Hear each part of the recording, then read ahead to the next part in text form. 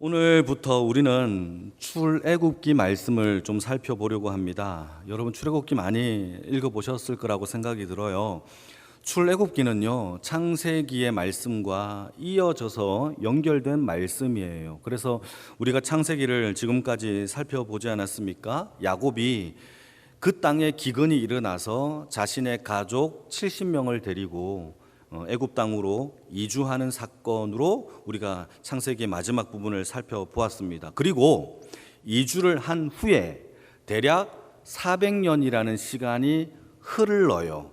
그리고 70명의 가족은 20세 이상 남자들의 숫자만 대략 60만 명으로 늘어나고 많아지는 그런 역사가 일어나게 됩니다. 몇 년 동안 400년이 지나는 그 시간 동안에. 그래서 출애굽기 1장의 말씀을 보시게 되면 우리 5절 말씀을 한번 보게 되면은 5절 말씀에 야곱의 허리에서 태어난 사람이 모두 70명이었고 그 70명의 가족이 애굽 땅으로 이주했고 7절 말씀을 보시게 되면 7절 말씀에 이들이 생육하고 번성하고 매우 강하고 온 땅에 가득하게 되었다라고 1장에서 이렇게 설명을 하고 있는 겁니다. 그러니까 400년이라는 기간 동안에 야곱의 가족들은요 70명밖에 안 됐지만은 400년이 지나는 그 시점 동안에 수많은 사람들로 늘어나고 많아지고 거대하게 되었다라는 것이 성경의 얘기예요. 그런데 오늘 출애굽기라는 이 책 제목을 보시게 되면 출애굽기, 이게 무슨 뜻이냐면 애굽을 탈출한다 이런 내용이에요. 그러니까 400년이라는 기간 동안에 이스라엘 민족, 야곱의 가족들이 행복하게 살았느냐? 그게 아니라는 거예요. 오히려 핍박과 압제와 고난 속에서 애굽을 탈출해야 되겠다라는 이 탈출의 이야기가 담겨 있는 것이죠. 그러니까 400년이라는 기간 동안에 행복한 나날이 아니라 고통과 압제 속에서 하나님은 모세라는 민족의 지도자를 보내어 주셔서 그들을 구원한 이야기가 바로 출애굽기의 이야기예요. 그러니까 출애굽기는 이스라엘 민족이 탄압받는 그 가운데에서 하나님이 구출하여 구원한 이야기가 담겨 있는 거죠. 그러니까 오늘 출애굽기를 통하여서 우리가 알 수 있는 것은 하나님의 구원이 도대체 무엇인지를 우리는 출애굽기를 통하여 배울 수 있는데, 이 구원에 대한 내용이 먼저 결론부터 얘기하자면 크게 세 가지의 내용이 담겨져 있어요. 그 첫 번째, 이 구원에 대한 첫 번째 내용이 무엇이냐 하면 여러분 잘 정리해 보시기 바랍니다. 구원이라는 것이 무엇이냐? 구원은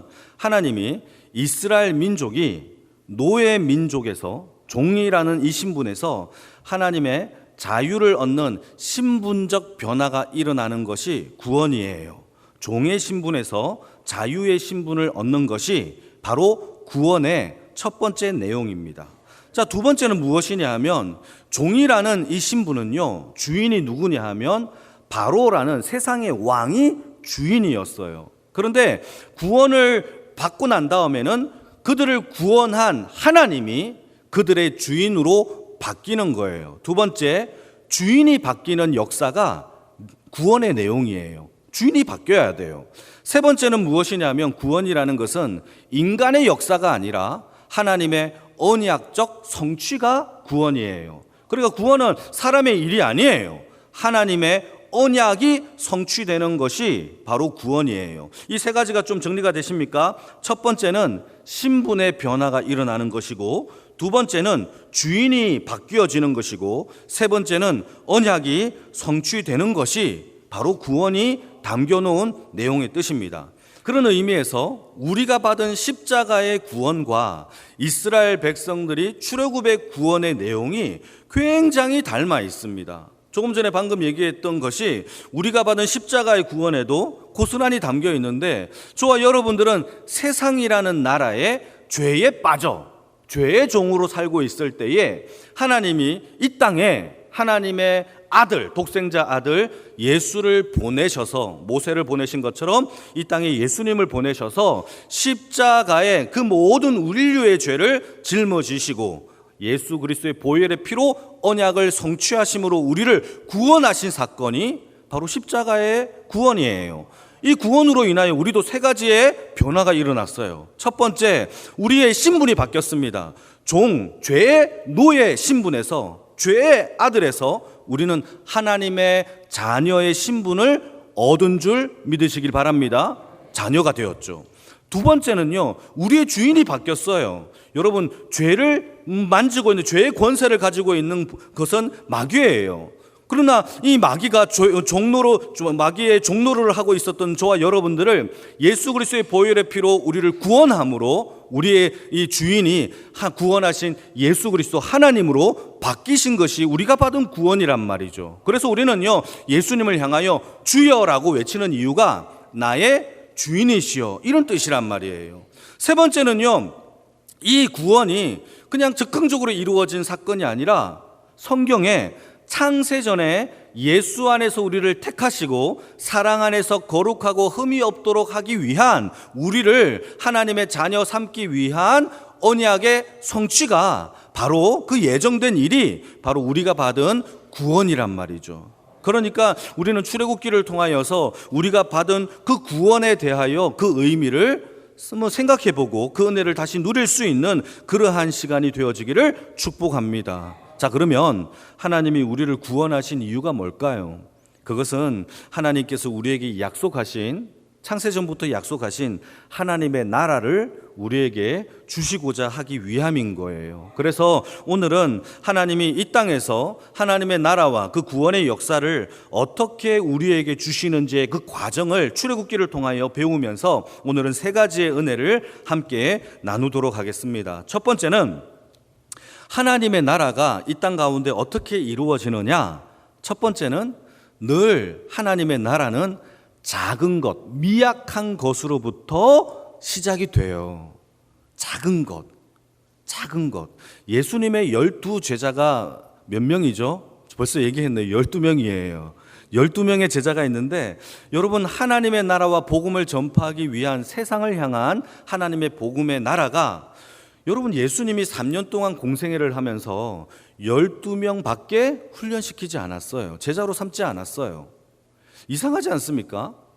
여러분, 하나님의 나라를 이 땅 가운데 펼치려면 대대적인 역사를 일으켜야 되니까 가급적이면 많은 사람들을 동원하고 수많은 프로그램을 해야 되고, 뿐만 아니라 연예인들을 초청하여서, 유명 인사를 초청하여서 대대적인 활동을 벌여야 되는데, 예수님은 3년 동안 12명의 제자를 훈련시키시는 것이 예수님의 사역이었어요. 그게 예수님의 사역이었어요. 심지어 그 12명 중에서 한 명은 예수님을 팔아버린 배신한 제자였단 말이죠. 그러니까 성경을 보게 되면은 이렇게 미약해 보이는 12명의 제자들을 통하여서 도무지 온 땅에 어떻게 복음이 전파될까라고 이렇게 생각이 될 수 있지만은, 하나님은 예수님의 십자가의 죽으심과 부활로, 또 성령의 오순절 사건을 통하여 제자들이 성령을 받고, 특히 베드로가 성령을 받아 백성들에게 하나님의 말씀을 증거함으로 3,000명, 5,000명이 세례를 받고 회개하는 역사가 일어나게 하게 하신 거예요. 고작 12명으로 인하여. 뿐만 아니라 그들을 통하여 교회를 세우시고, 또 사도 바울이라는 사람은 소아시아와 유럽을 하나님의 복음을 전파함으로, 심지어 로마 땅에도 하나님의 복음이 전파됨으로 로마 땅에 교회가 세워지게 되는 놀라운 역사가 일어나게 돼요. 3세기 동안에는요, 이 기독교를 로마가 얼마나 핍박을 했습니까? 그러나 4세기가 넘어가면서 여러분, 로마의 국가의 종교를 기독교로 공인하면서 온 세상에 기독교가 전파되는 놀라운 일이 이 땅의 역사란 말이에요. 여러분, 어떻게 12명으로 이런 역사가 일어나게 하셨습니까? 이게 바로 하나님의 나라예요. 처음에는 미약해 보이는 것으로 시작되지만 나중에는 심히 창대하게 되어지는 것이 바로 하나님의 나라의 법칙이에요. 그러니까 여러분, 작다고 미약하다고 여러분 무시하면 안 돼요. 업신여기면 안 돼요. 하나님은 그 작은 소자를 통하여서 하나님의 나라를 만들어 가시는 그 은혜가 있는 줄 믿으시기를 축복합니다. 이거는 제가 하는 얘기가 아니에요. 여러분, 마태복음 13장의 말씀을 보시게 되면 천국 비유장이에요. 마태복음 13장은 하나님의 나라를 비유로 설명하는데, 그 중에 한 비유가 무엇이냐 하면 겨자씨 한 알의 비유예요. 여러분, 겨자씨 비유라고 하면 뭐 그것도 되겠지만은 더 정확한 표현은 겨자씨 한 알의 비유입니다. 한번 읽어볼까요? 마태복음 13장 31절 32절입니다. 같이 읽겠습니다. 시작.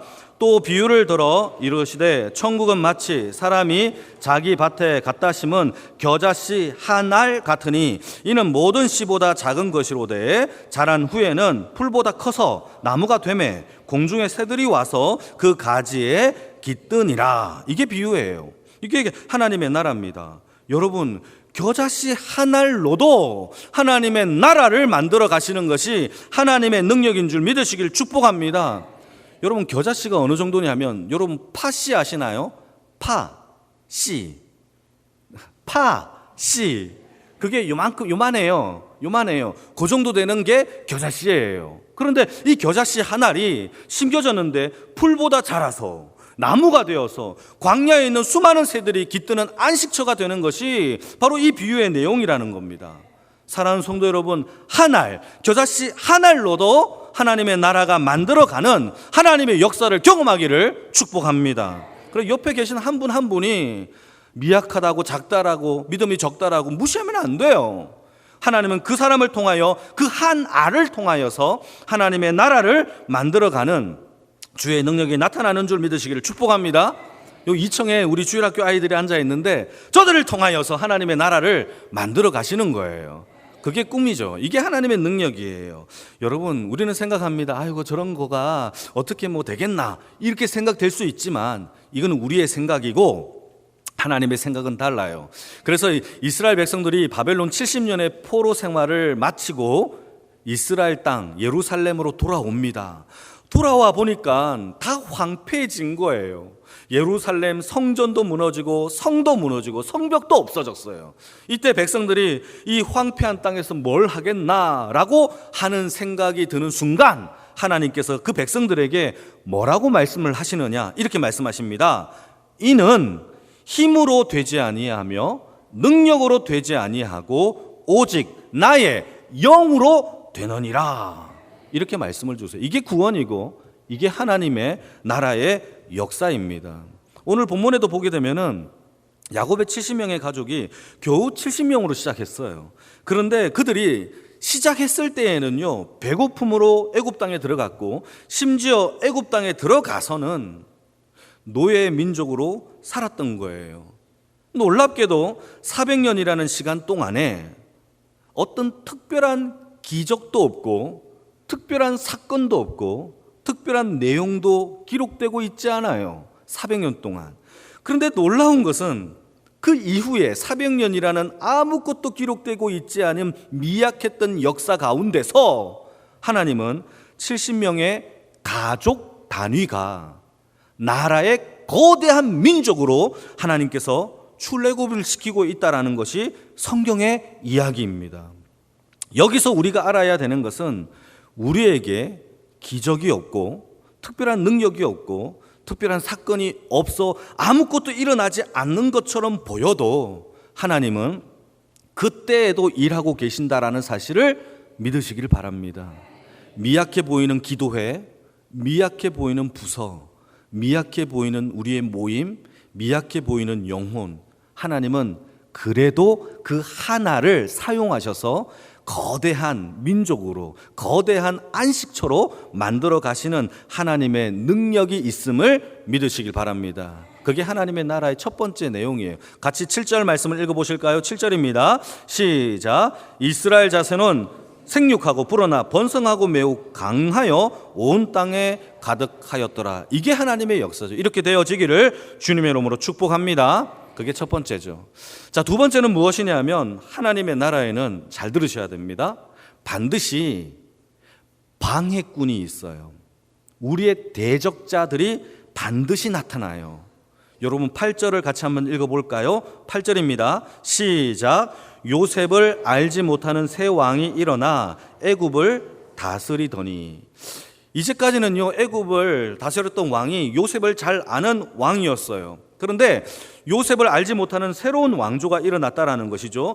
여기에서 새 왕이라는 단어를 원어 성경을 찾아보게 되면은 하다시 멜라크라고 되어 있는데, 하다시 멜레크라는 거는요 다스리다, 왕이라는 뜻이고요, 하다시라는 것은요 리뉴얼, 새롭게 되다, 새 왕조가 일어나다, 이런 뜻이에요. 그러니까 새로운 왕은 내가 죽고 그 다음 왕, 이게 아니라 이 왕조가 끊어지고 새로운 왕조가 태어나다라는 뜻이죠. 그래서 셉투아진트라는 성경, 70인의 성경, 여러분 70인의 성경이 무슨 내용이냐 하면 구약은 히브리 성경이고 신약은 헬라 성경이잖아요. 이 두 언어를 보기가 어렵잖아요. 그래서 이 헬라어의 성경으로 통일되어서 만든 성경이 70인명이 모여서 성경을 헬라어 성경으로 만든 그런 일들이 벌어졌습니다. 이것을 가리켜 셉투아진트 성경이라고 하는데, 그 셉투아진트 성경에는요 이 새 왕을 어떻게 번역을 했느냐, 이렇게 번역합니다. 다른 왕조가 일어났다라고 표현하는 거예요. 그러니까 요셉을 후대했고 요셉을 잘 알던 왕조는 쿠데타를 당하여 죽고 이제 다른 왕조가 일어나 애굽을 다스리고 있었다라는 그런 의미가 되는 겁니다. 새로운 왕조가 애굽을 다스려 보니까 아니 웬걸, 고센 땅에 전혀 다른 애굽인도 아닌 다른 민족이 살고 있는 겁니다. 그 사람이 히브리 민족이고, 그 민족을 보니까 이 전에 있던 왕조와 유대 관계가 좋았고, 그리고 뿐만 아니라 그들의 민족이 너무 강성하니까 언제 마음이 변심하여서 자기들을 공격하여서 우리를 칠까봐 두려워지기 시작한 거예요. 그래서 그들을 적으로 규정하고 노예 민족으로 삼기 시작합니다. 한번 9절과 10절을 같이 한번 읽어볼까요? 시작.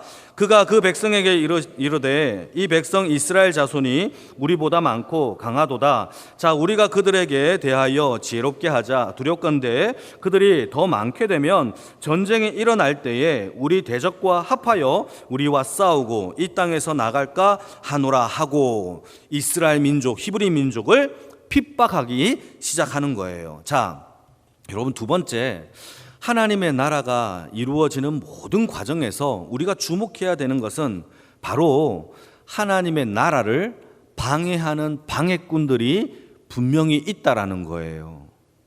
여러분, 매우 중요해요. 여러분, 이거 그냥 발짱 끼고 앉아서 들을 만한 내용이 아니라 이 방해가 얼마나 무섭느냐, 죽음 같은 공포가 다가올 만큼 무서운 방해예요. 이 방해가 분명히 있어요. 우리 교회가 부흥되고 잘 될 때에 마귀는요 팔짱 끼고 아이고 부흥하는구나 잘 되라 라고 하지 않는단 말이에요. 반드시 죽음 같은 공포와 두려움으로 우리를 방해한단 말이에요.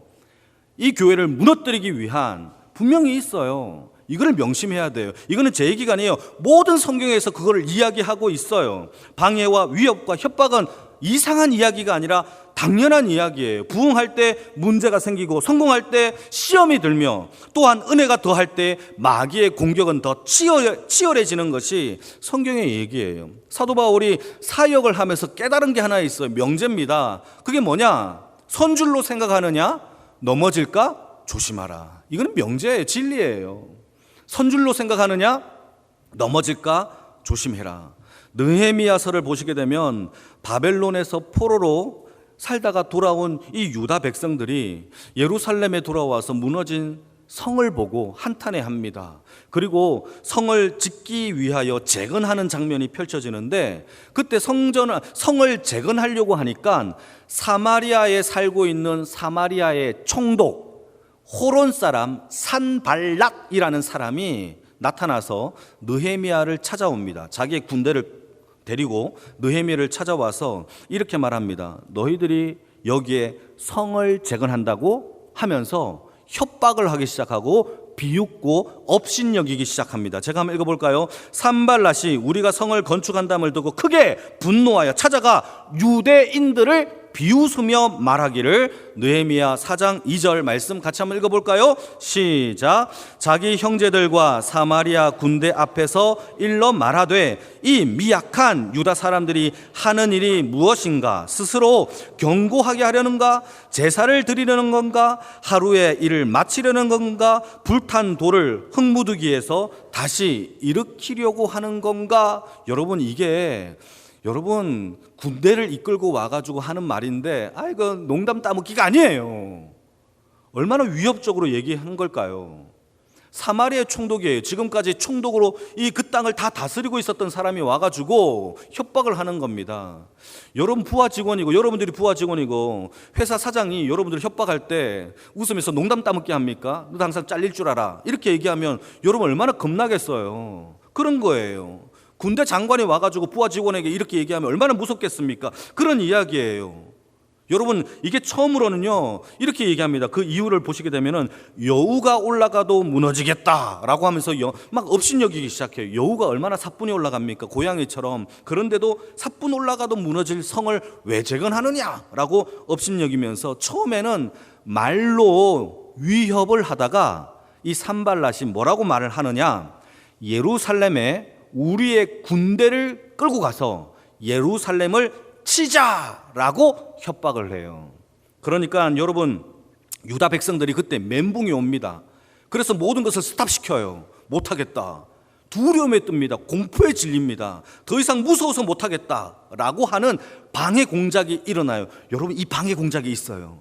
신앙에도 조금 신앙생활 잘하려고 하면 가족에서든지 직장에서든지 모든 관계에서든지 이런 일이 벌어져요. 이게 경각심을 가져야 돼요. 이게 하나님의 나라에서 이상한 일이 아니에요. 당연한 거예요. 그때 여러분, 느헤미야가 뭐라고 얘기하느냐? 두려워하지 말라. 한 손에는 무기를 들자, 한 손에는 삽을 들자. 그래서 주의 일들을 성취해 나가자. 하나님이 우리와 함께 하신다 라고 그들을 독려합니다.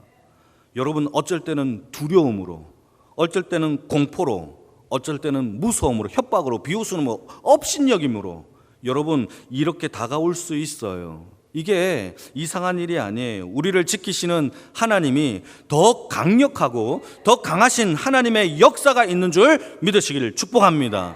그 두려움 속에서도 무서움도 하나님께 다 내어 맡기고 말씀대로 살고 구원을 입은 자대로 살아가는 자들에게는요, 이 악한 영의 방해가 당연히 일어나는 철로 역정이에요. 천국으로 가는 반드시 거쳐 지나가는 정거장과 같은 것이 바로 방해의 정거장이에요. 두려워하지 마십시오. 하나님을 믿고 의지하기를 주님의 이름으로 축복합니다. 우리는 끊을 수 없는 그리스도의 사랑으로 연합되어 있어요. 어떤 그 무엇도, 방해도 죽음도 적신도 어떤 그 누구도 끊을 수 없는 십자가의 구원을 바라보는 인생이 되어지기를 축복합니다. 세 번째는요, 하나님의 나라에는요 어떻게 이루어지느냐, 여호와를 두려워하는, 경외하는 사람들로부터 시작이 돼요. 이게 바로 오늘 본문에 나오는 두 산파의 이야기인데요, 15절에 보게 되면 두 산파가 나오죠. 히브리 산파입니다. 다 같이 한번 17절을 읽기 전에 어떤 내용이 담겨져 있느냐 하면 제가 한번 설명해 볼게요. 여러분, 새로운 왕조가 애굽 땅에 등극이 됩니다. 그리고 히브리 민족이 번성하여 잘 사는 것을 보게 됩니다. 그러자 그들이 자기들을 칠까봐 두려워지기 시작해서 그들을 노예 민족으로 만들어서, 그들의 노예 민족으로 만들 때 남자 아기의 씨를 말려야 되겠다라고 생각하고는 이 왕이 이렇게 얘기합니다. 두 산파를 데려다가 너희들은 히브리인들을 아기를 받을 때에 남자 아기가 태어나면 죽이고 여자 아기는 살려두어라 라는 두 산파에게 바로 왕이 명령을 내려요. 그러나 여러분, 두 산파가 어떻게 했는지 17절 말씀 같이 한번 읽어볼까요? 시작. 그러나 산파들이 하나님을 두려워하여 애굽 왕의 명령을 어기고 남자 아기들을 살린지라. 할렐루야. 여러분들이라면, 여러분들이 산파라면 살릴 거예요? 안 살릴 거예요? 아이고, 믿음이 너무 좋으셔라. 여러분, 산파라는 사람은 출산을 돕는 사람이에요. 여러분, 출산의 경험이 있는 사람이 산파가 될 수 있겠죠. 그러니까 대부분 여자분들이 산파가 돼요. 그리고 출산의 경험이 있으려면 나이도 지극히 많아야 되겠죠. 그러니까 나이가 많은 할머니 정도가 되겠죠. 그들은 사회적으로, 지위적으로 신분이 높아요? 안 높아요? 힘도 없고 나약해요. 그런데 지금 누구랑 싸우느냐 하면 왕과 싸워요. 왕의 명령을 사뿐히 어겨요. 너무 놀랍지 않습니까? 저는 이게 너무 신기해요. 그 두 산파는 왕의 어명을 어기고 남자 아기를 살린 이유가 뭐냐? 두 산파는 조금 전에 17절 말씀에 여호와를 더 두려워했기 때문에. 여러분, 하나님의 나라는 세상보다 하나님을 더 두려워할 때 역사됩니다. 근데 중요한 게 있어요. 세상에서도 가장 강력한 게 누구냐? 그 애굽에 있는 가장 강력한 최고 봉우리에 있는 왕의 명령을 어길 정도의 하나님을 더 두려워하는 인생이 되어지기를 축복합니다. 그 하나님의 나라의 부흥은 세상보다 하나님을 더 두려워하는 그 경외하는 마음이 우리를 구원시키는 줄 믿습니다. 사실상 이 산파들은요, 히브리 산파예요. 그러니까 노예 민족의 산파죠. 그러니까 노예 출신으로서 왕의 명령을 어긴다라는 것은 목숨을 각오해야 돼요. 단순한 일탈이 아니에요. 그러니까 자기 생명을 버릴 각오로 내가 왕의 명령을 어기겠다, 곧 죽음을 각오하는 믿음이 그 산파에게 있었다라는 것이죠. 여러분, 하나님을 두려워하는 마음이 여호와를 경외하는 믿음인 줄 믿습니다. 성경에는요, 여호와를 경외하는 믿음을 잠언서에는 지혜로운 자라고 표현하고 있고, 시편에는요 복 있는 사람이라고 표현하고 있어요. 그래서 여러분, 하나님의 나라를 이루어가는 지혜와 복 있는 인생이 되어지기를 축복합니다. 그런데 여러분, 세상보다 더 하나님을 두려워하는 이 산파들에게 하나님이 복을 주시는데 어떤 복을 주시느냐? 크게 두 가지 복을 주셔요. 이것만 우리가 함께 나누고 우리 한번 기도합시다. 여러분, 그 첫 번째 복이 무엇이냐 하면 하나님이 그 산파의 가정에게 흥왕케 되어지는 복을 주시는데, 21절 같이 한번 읽어볼까요? 시작. 그 산파들은 하나님을 경외하였으므로 하나님이 그들의 집안을 어떻게 하셨습니까? 왕성하게 하셨대요. 흥왕하게 하셨대요. 할렐루야. 여러분, 세상을 두려워하지 마시고 하나님만 두려워해도 흥왕하게 돼요. 다시, 세상을 두려워하지 않고 하나님만 두려워하는 믿음으로 살아도 우리의 집안이 흥왕하게 되는 줄 믿으시기를 축복합니다. 하나님 그런 복을 주셨어요. 두 번째 복은 무엇이냐 하면 두 산파의 이름이 성경에 기록되는 복을 주셨어요. 여러분, 15절 말씀을 같이 한번 읽어보도록 하실까요? 15절입니다. 시작. 애굽 왕이 히브리 산파 시브라라 하는 사람과 부아라 하는 사람에게 말하여. 할렐루야. 자, 두 산파의 이름이 기록되고 있죠. 누굽니까? 시브라 또 부아. 자, 그러면 이 나약하고 나약한 이 두 산파의 이름은 우리가 알아요. 시브라, 부아. 자, 그러면 강력하고 강력한 애굽의 왕은 이름이 뭘까요? 바로는 이름이 아니에요. 그냥 왕의 명칭이죠. 이름이 뭐죠? 성경 전체를 봐도 이름은 기록되고 있지 않죠. 놀랍지 않습니까? 여러분, 세상의 왕의 강력한 왕은 세상의 역사 속에는 이름이 있을 수 있어요. 그런데 하나님의 성경책에는요, 이름이 전혀 기록되고 있지 않아요. 오히려 여호와를 두려워하여 세상 왕에게 목숨을 건 믿음의 한판 승부를 했던 이 두 나약한 이 여인의 이름은 성경에 기록되고 있다라는 사실이죠. 할렐루야. 여러분, 참 신기한 일이에요. 그래서 여러분 성경에 이름이 기록된 것은 참 명예로운 일이에요. 그래서 히브리인들은요, 명예라는 이 단어가 히브리 말로 쉔이라는 단어를 쓰는데, 이 쉔이라는 단어가 무슨 뜻이냐? 이름이란 뜻이에요. 그러니까 히브리 사람들은요, 사고방식이 명예로운 일이다, 이름이 거론되는 일이에요. 여러분, 이것이 저의 얘기가 아니라 솔로몬도 똑같이 얘기합니다. 잠언서 22장 1절 말씀에 이렇게 기록하고 있습니다. 같이 읽겠습니다. 시작.